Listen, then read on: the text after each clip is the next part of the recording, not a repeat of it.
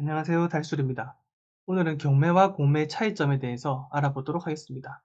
차이점에 앞서서 공통점을 제가 먼저 설명드릴 건데, 공통점은 입찰 경쟁을 하는 거고요.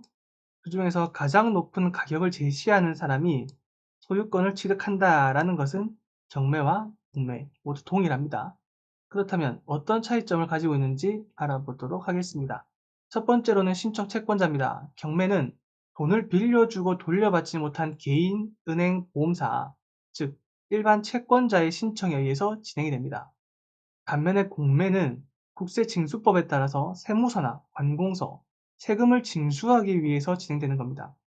경매는 돈을 빌려주고 돌려받지 못한 경우고요. 공매는 세금을 체납한 경우입니다. 애초에 목적 자체가 다르다는 거 알아두시면 좋을 것 같습니다. 두 번째로는 입찰 방법입니다. 경매는 관할 법원을 직접 방문하여 입찰하는 것입니다. 그리고 당일 현장에서 입찰하고요. 개찰까지 모두 진행됩니다. 입찰은 지금 보이시는 길 입찰표를 작성하여 제출하시면 됩니다. 반면에 공매는요. 온비드라는 자산 처분 시스템을 이용하고 온라인으로 입찰합니다. 자, 그리고 일정 기간 동안 입찰할 수 있습니다. 통상적으로 월요일부터 수요일까지입니다. 이와 같이 입찰 방법과 입찰하는 기간에 경매와 공매는 차이가 있습니다. 공매는 온라인으로 할 수 있기 때문에 지방에서 수도권 같은 경우에도 바로 할 수 있습니다. 그리고 수도권에서는 제주도 같은 곳, 이런 것들도 공매는 온라인이기 때문에 편하게 하실 수 있고요. 경매 같은 경우는 직접 방문해야 된다는 점이 많은 애로사항으로 적용할 수 있습니다. 세 번째는 입찰 보증금입니다. 경매는 당해 최저 매각 가격의 10%를 입찰 보증금으로 제출하는 거고요. 실제로 여러분들이 입찰하려는 가격이 아닙니다. 당해 최저 매각 가격의 10%고 더 제출하는 것은 허용됩니다. 하지만 적게 제출하면 무효이기 때문에 당해 최저 매각 가격이 얼마인지 반드시 확인하시고 입찰하시길 바랍니다. 공매는 반대로입니다. 실제로 여러분들이 입찰하려는 가격의 10%를 보증금으로 제출해야 됩니다.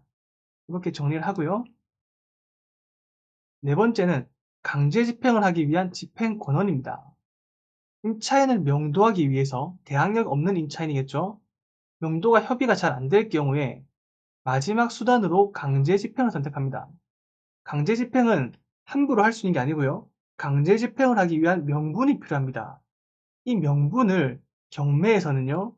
인도명령 제도라는 것으로 의무적으로 주고 있습니다. 따라서 인도명령 신청을 하면 신청에 의한 인도명령 결정문이 나옵니다. 보시면 인도명령 결정문을 보실 수 있는데요. 이 결정문을 근거로 해서 이 결정문이 집행 권한이 되기 때문에 그것을 근거로 강제 집행을 바로 할 수 있습니다. 별도의 소송이 필요하지 않습니다. 자, 그럼 공매는 별도의 소송이 필요하겠죠? 공매는 인도명령 제도를 갖추고 있지 않기 때문에 임차인 강제 집행을 위해서는 별도의 소송을 통해 판결문을 얻어야 합니다. 어떤 소송이냐면 내가 이 집주인인데 임차인이 나가지 않아요. 나가게 해주세요. 강제 집행할 수 있게 해주세요라는 판결문입니다. 이 판결문이 집행 권한이 되고요. 그 판결문을 근거로 해서 강제 집행을 진행해야 됩니다. 근데 소송이라는 것이 1~2개월 걸리는 그런 사안이 아니고 짧게는 6개월, 길게는 1년 이상 걸릴 수 있기 때문에 명도를 하는데 상당한 시간이 걸릴 수 있다는 거. 그런 부분에 있어서는 경매보다는 공매가 상당히 불리하다는 거. 그렇게 이해하시면 되겠습니다. 다섯 번째는 저감률입니다. 경매는 매회 유찰될 때마다 20에서 30% 저감된 가격으로 다음 매각 가격이 정해지고요. 약 1개월 후에 새로운 매각 기일이 지정됩니다. 공매는 매회 유찰될 때마다 10% 저감됩니다. 그리고 매주 진행되고요. 50%까지 저감이 되면 공매는 중단되고 새로운 진행 여부를 논의합니다. 이게 무슨 말이냐면 100% 가격으로 처음엔 나오고 50%까지 떨어집니다. 10%씩 5번이죠. 그리고 나면 논의를 합니다. 중단할지 계속할지.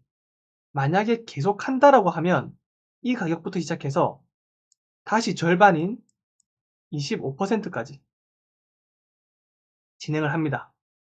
그리고 또 중단합니다. 또 논의를 합니다. 또 새로 하겠다라는 결정이 되면 이 가격에서 타지 시작합니다. 어제까지 절반인 12.5%까지. 공매는 이와 같은 방식으로 진행된다고 보시면 됩니다. 그리고 여섯 번째는 매각 결정 기일입니다. 경매 같은 경우에는 낙찰을 받게 되면 최고가 매수 신고인이라는 지위를 얻습니다. 그리고 매수 신고인이 된 이후에 일주일이 지나면 매각 허가 결정이 나고요. 결정일부터 일주일이 다시 지난 후에는 매각 허가 확정이 됩니다. 이와 같은 절차를 가지고 있습니다. 따라서 여기 보시면 23년 4월 28일에 경매가 매각길이 잡혔고 누군가가 낙찰 받았습니다. 거기부터 일주일 뒤인 2023년 5월 5일에 매각 결정 기일이 잡힌 것을 볼 수 있습니다. 반면에 공매는요, 2023년부터 좀 달라집니다. 매각 허가 결정이라는 것이 개찰일, 월, 화, 수 입찰하고 그 다음날 목요일이죠. 이 개찰일로부터 다다음 주 월요일에 이루어집니다. 그 이전에는 3일 이내였는데 조금 더 쉽게 보자면 개정 전에는 개찰일로부터 통상 개찰 다음 주 월요일 오전 10시였어요. 근데 이게 개정이 되면서 통상 개찰 다다음 주 월요일 오후 6시로 바뀌어버립니다. 2023년 05분부터 적용되고요. 실제 한번 사례를 보면 23년 4월 3일부터 4월 5일까지 입찰 시작과 마감이죠. 3일이 당연히 월요일이겠습니다. 월요일, 화요일, 수요일 입찰하고요.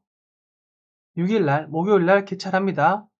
그리고 4월 17일 다다음 주 월요일 오후 6시에 매각 결정이 일어나더라. 이렇게 보시면 될 것 같습니다. 마지막으로 잔금 납부일입니다. 경매는 매각 허가 확정이 되고 나서 대금 지급 기한 통지서가 집으로 발송됩니다. 어떻게 발송되냐면 여기 보시면 대금 지급 기한 통지서 적혀 있고요. 언제까지 어디에 내세요 라고 적혀 있습니다.